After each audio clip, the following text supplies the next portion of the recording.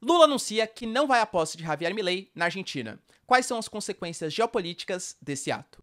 Israel, segundo The Wall Street Journal, vai usar um novo modelo de ataque contra a faixa de Gaza que pode trazer consequências sociais e ambientais péssimas. Isso pode fazer com que a pressão aumente ainda mais contra Israel, lembrando que, segundo a mídia dos Estados Unidos, já há uma pressão crescente do Biden e dos democratas, principalmente uma ala mais ligada ao Bernie Sanders, que condiciona a ajuda militar e financeira para Israel à preservação de vida dos palestinos. O que será que aconteceu, hein, com os americanos para estarem tão benevolentes e pensando tanto na vida dos palestinos, hein? Vamos discutir aqui no vídeo. E para finalizar, pessoal, Maduro dá declarações fortes, dando a entender que esse equívoco vai ser recuperado pela Venezuela e o Brasil, tanto por declarações do Lula como também do Múcio, o nosso responsável pela defesa, reforça posições, muda o status militar de Roraima e manda 20 blindados em direção à fronteira. Alguma coisa tá rolando.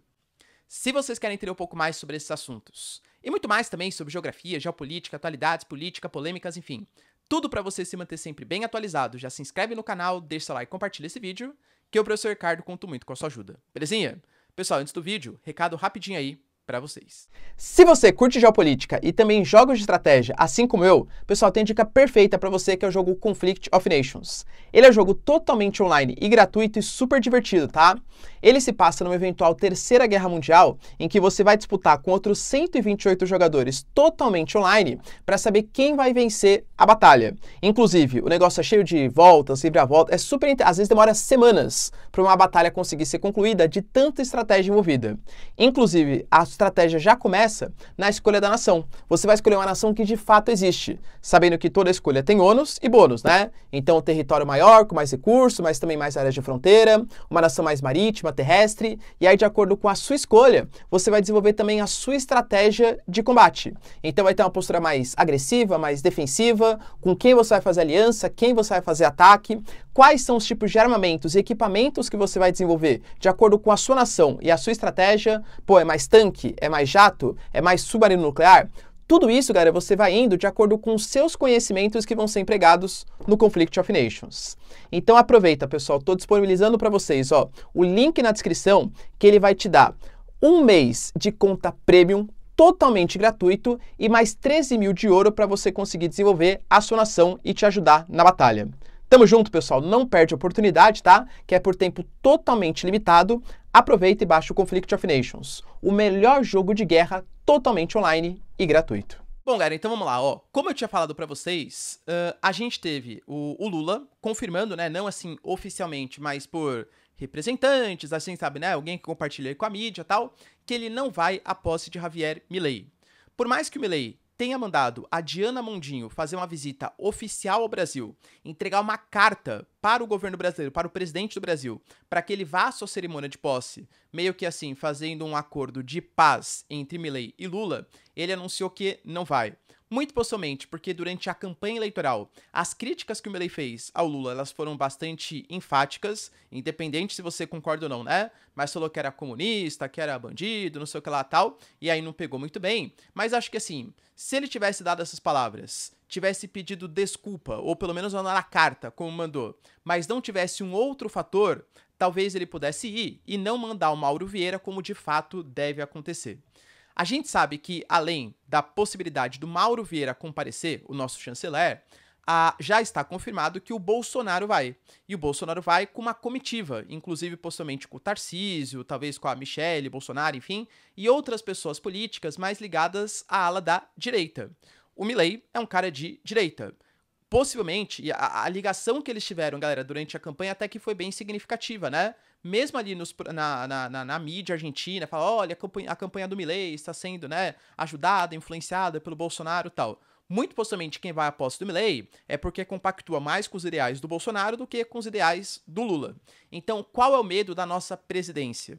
Que o Lula vá para a posse, o Bolsonaro também esteja lá e ele seja muito mais ovacionado do que o Lula, até pela preferência que vai ter dentre as pessoas que vão estar assistindo a posse do Milei, entende?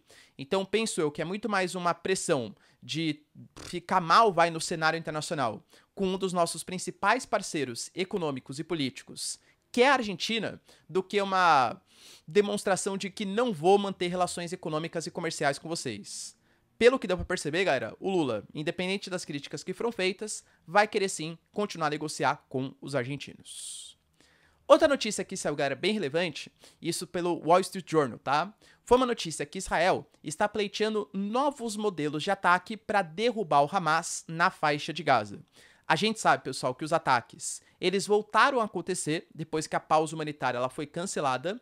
Lembrando que a pausa humanitária foi cancelada porque, segundo Israel, Hamas não libertou todos os reféns que falou que ia libertar, fez um atentado em Jerusalém e ainda disparou mísseis, foguetes contra Israel, que foram interceptados, mas desrespeitou a pausa humanitária. Israel, então, vem fazendo ataques maiores, inclusive, do que estavam sendo feitos anteriormente. O Catar, por exemplo, está pedindo uma nova mediação, um novo acordo de cessar-fogo, ou pelo menos uma pausa humanitária. Lembrando que o Catar tem uma série de lideranças do Hamas que estão ali posicionadas. E a gente tem Israel não atacando somente posições ao norte, mas também atacando o que eles chamam de o último reduto no sul de Gaza, que é a cidade de Khan Younis. Essa cidade, pessoal, existem muitos refugiados que ali estão, existem muitos civis que estão ali posicionados. E claro, o Hamas, como usa ali de artifício, né, dos escudos humanos e tal, também tem as suas posições ali montadas. Com esses ataques acontecendo, a gente já fala de número de mortes que subiu para praticamente 16 mil e uma taxa de mortes assim que é crescente em relação aos ataques israelenses. Já falei para vocês, o Benjamin Netanyahu, ele tem essa bandeira bem clara. A gente só vai acabar os ataques quando acabar o Hamas. Inclusive, ele até não foi ele, né, mas foi o seu porta-voz, deu uma declaração, teve, olha, a gente quer sim uma paz. A gente coloca somente duas condições. A gente quer, primeiro, que todos os reféns sejam soltos, todos, e que o Hamas se desmantele e se renda abandonando as suas posições. Se essas duas premissas forem cumpridas, a gente negocia aqui um processo de paz. Se não, a gente vai continuar até a aniquilação do Hamas. Eu até compartilhei com vocês ontem que a gente teve declarações problemáticas, pessoal, da segurança interna de Israel, garantindo que eles vão aniquilar o Hamas não só na faixa de Gaza, mas também no Catar, na Cisjordânia, na Turquia. A Turquia já respondeu, o quê? Vocês querem fazer ataques aqui no meu território para eliminar o Hamas? Cara, isso seria ferir a soberania da Turquia. E, de novo, não estou julgando mérito quem está certo e está errado. Eu estou falando que a Turquia não reconhece o Hamas como um grupo extremista. A Turquia, inclusive, fala que o Hamas é um importante grupo que defende o direito dos palestinos e coisa que valha, tá? Então, se Israel fizer um ataque e matar alguém, tem que ser por serviço de inteligência, porque a autorização militar a Turquia não vai dar, né, pelas declarações. Isso pode ser considerado como ferir a soberania e a Turquia já falou em consequências catastróficas para Israel. Lembrando que por mais que Israel tenha uma ligação muito forte com os Estados Unidos, a gente sabe que a Turquia é inclusive membro da OTAN e também tem um dos exércitos mais poderosos do mundo, vai galera, vamos colocar aí, tá entre os mais poderosos do mundo. Então é de fato uma situação preocupante. Só que Israel está querendo meio que acelerar um pouco o processo. Isso não foi confirmado ainda pelas forças israelenses, mas, segundo The Wall Street Journal, ele já tem um plano para acabar com os túneis da faixa de Gaza. Hoje, pessoal, a gente fala, tá? Os números deles não são muito precisos, mas estima-se cerca de 800 túneis com quase 16 mil metros. Aliás, perdão, com 500 quilômetros, perdão, de extensão. Essa extensão, se de fato ela for comprovada, a gente está falando que é maior do que o metrô de Londres. Vocês entendem, galera, a proporção do negócio, como o negócio ele é gigantesco? Isso é utilizado, segundo Israel, para inteligência, para compartilhamento de armas, para ficar com os reféns, enfim, para escapar de emboscadas dos israelenses. Ou seja, para a gente conseguir vencer essa guerrilha urbana contra o Hamas, a gente vai precisar acabar com os túneis. Qual é o jeito mais fácil? Vamos inundar. Segundo The Wall Street Journal, existe um plano para a construção de 5 sistemas de bombeamento, sendo que um desses sistemas já está pronto no norte de Gaza, para eles pegarem água do mar Mediterrâneo, que faz ali na fronteira com a faixa de Gaza, e ficar despejando nesses túneis. Ou seja, vamos inundar os túneis de Gaza. Ah, professor, uma ideia inteligente, né? Então, qual é o problema? Vamos lá. A gente sabe que parte da água que vem da faixa de Gaza vem justamente de sistemas de água subterrâneo. Será que pode dar uma salinizada nessa água? A gente sabe que existe toda uma fundação que sustenta uma cidade. É um espaço pequenininho com 2,3 milhões de habitantes. É uma região densamente urbanizada, densamente povoada. Será que o solo não pode arrefecer, ficando tudo molhado de uma hora para outra? E as práticas agrícolas que ali existem? Galera, querendo ou não, não é uma das agriculturas mais produtivas do mundo, mas temos práticas agrícolas. Fora que pode ter também civis e até mesmo reféns que estão posicionados nessas regiões.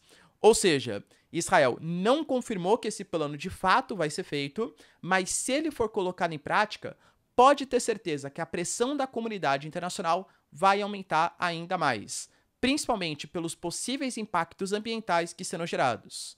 Por exemplo, em 2017, o Egito ele estava com um problema de imigração ilegal, de pessoas ali do Hamas, pela passagem de Rafah, pelos túneis subterrâneos. O Egito teve uma ideia muito similar à que Israel fez. Os agricultores que ali estavam começaram a reclamar de queda de fertilidade do solo justamente pela salinização daquela região. Ou seja, os impactos sociais e ambientais, eles ainda são, eu diria, imensuráveis. E é por isso que um sistema de 5 bombeamentos, segundo Israel, tá? Levaria semanas, sem precisar exatamente quantas semanas, segundo o Wall Street Journal, tá? Para fazer essa inundação, poderia gerar consequências sociais e ambientais gravíssimas. Ah, professor, mas tem que acabar com o Hamas mesmo. Galera, de novo, né? Eu, particularmente, acho sim que o Hamas é um grupo terror, taranã, e que ele tem que ser desmantelado e tem que ser combatido. Se Israel vai pressionar os civis para conseguir fazer isso, até pensando geopoliticamente, foge da questão de moral, tá? Foge da questão dos seus valores. Isso vai dar problema. Estados Unidos mesmo já falou em uma possível derrota, uma derrota não do ponto de vista militar, mas uma derrota moral, com boicotes, com sanções, com expulsões de Israel da comunidade internacional, se muitos civis forem mortos. E até por isso, cara, que saiu notícias, por exemplo, a gente teve aí o site O Político garantindo que o Biden falou que a autoridade palestina, a ANP, do Mahmoud Abbas, é que vai comandar a faixa de Gaza depois da operação militar de Israel. Professor, mas eu lembro de ter ouvido falar que o Benjamin Netanyahu falou que não ia não, né? Que ele não confia no Mahmoud Abbas, porque o Mahmoud Abbas não condenou as ações do Hamas como deveria ter condenado. Pois é, mas segundo a mídia, né, o político, o Biden já tem compartilhado ali com seus...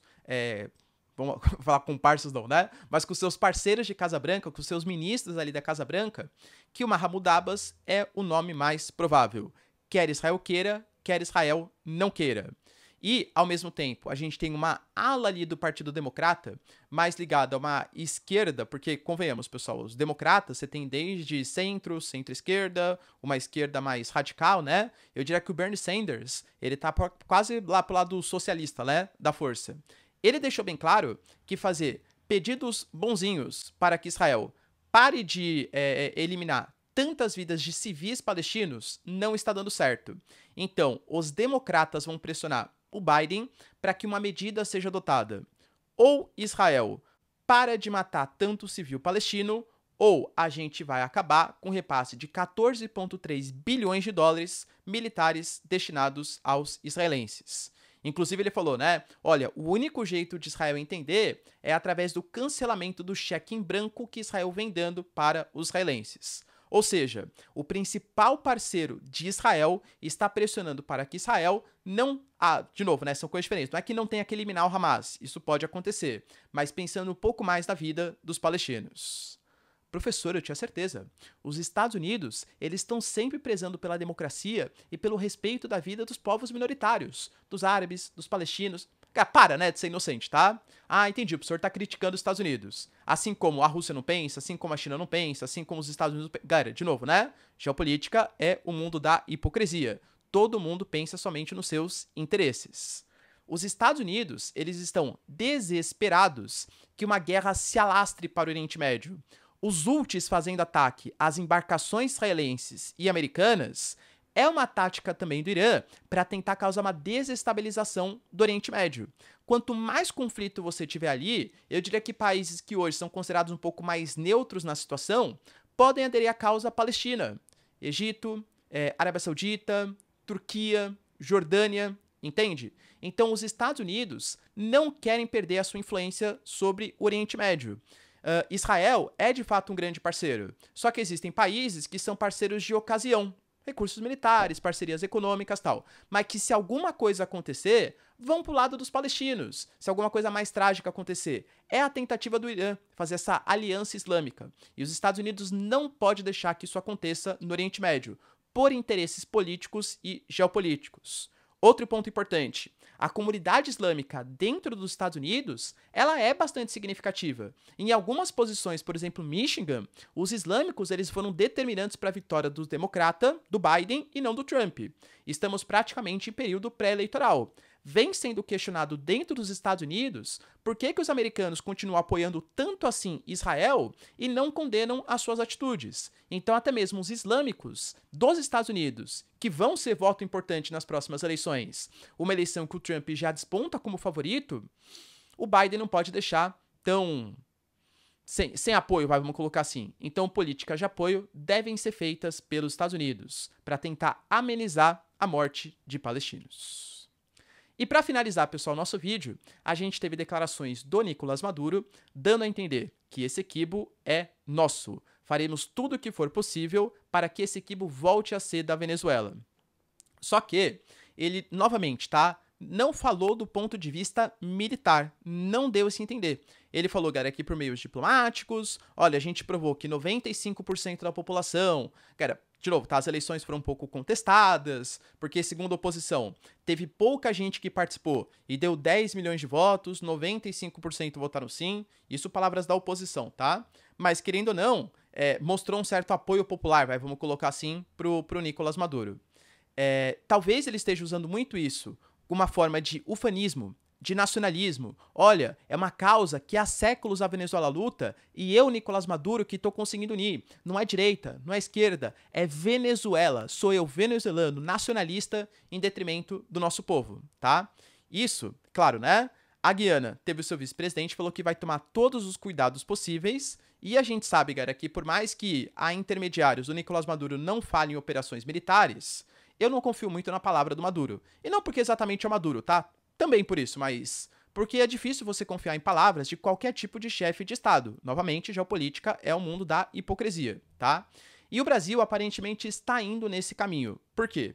A gente teve, por exemplo, o Lula dando declarações, não, eu acho que vai prevalecer o bom senso. O Lula, inclusive, falou, tá, olha, ano que vem eu vou participar de uma reunião da União Africana que vai acontecer na Etiópia e também vou participar de uma reunião que vai acontecer na Guiana, uma reunião que vai acontecer do CARICOM. Eu estarei lá presente. Ele falou da Guiana, mas não se referiu ao processo que está acontecendo em Essequibo, tá? E falou da questão do bom senso. Mas, ao mesmo tempo, a gente teve, por exemplo, 20 blindados sendo destinados do Rio Grande do Sul em direção a Roraima. A gente fala, pessoal, do Guaicurus, que já saíram, vão demorar cerca de um mês, né, para conseguir chegar, mas que já muda o status ali presente. A própria Polícia Federal já vem reforçando também, galera, as suas posições. A gente teve o Múcio, por exemplo, responsável pela defesa brasileira, anunciando, pessoal, que vai blindar as fronteiras brasileiras e que o Brasil não participará de um problema que foi criado entre Venezuela e Guiana. Inclusive, as guarnições militares ali foram de grupamento para batalhão, o que dá a entender, pessoal, um aumento do efetivo. Em alguns casos, algumas posições, até dobrou o efetivo, o número de militares na fronteira. Isso tudo, claro, não é à toa. Possivelmente o Brasil, que através de intermediários acha que a Venezuela também não fará uma incursão militar, mas percebam que o Brasil não está confiando muito. Blindados, militares da fronteira, Polícia Federal, mais cuidados. O próprio Múcio, ele falou, foi a primeira vez, tá, que o Brasil oficialmente falou sobre isso. O Múcio garantiu que quando o Celso Amorim, o nosso assessor especial das relações exteriores, foi para a Venezuela conversar com Maduro, ele não foi bater um papo tranquilo, vai? O que ele fez de fato foi cobrar, falar que o Brasil não aceitará nenhum tipo de solução que for militar, inclusive por parte da Venezuela.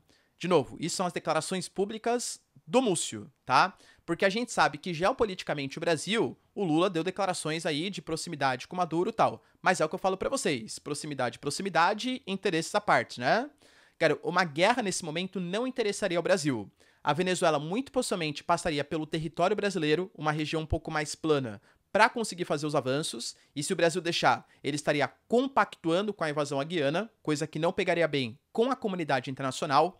Uma possível guerra causaria uma crise dos refugiados, coisa que o Brasil também não quer, e a possibilidade de intervenção estrangeira numa região riquíssima em combustíveis, fósseis, minérios, e que é a Amazônia, coisa que o Brasil também não quer, tá? Então, o Brasil, oficialmente, e penso eu também que extraoficialmente, não está apoiando nada esse conflito e vai tentar fazer todo tipo de mediação para que nada aconteça. Mas, para garantir, já mandamos nossos militares e os nossos blindados para a fronteira. E aí, pessoal, você acha que o Maduro vai usar isso para de fato fazer uma guerra, uma anexação militar? Penso eu que é muito mais a questão de nacionalismo. Deixa nos comentários, quero saber sua opinião. Então não esquecem, pessoal, jogo Conflict of Nations, o melhor jogo online totalmente gratuito que se passa numa eventual Terceira Guerra Mundial. Link na descrição para ter acesso a 13 mil de ouro e um mês totalmente gratuito de conta premium, hein? Não perde a oportunidade. No mais, se vocês curtiram o vídeo, tamo junto, beijos, abraços e tchau, tchau.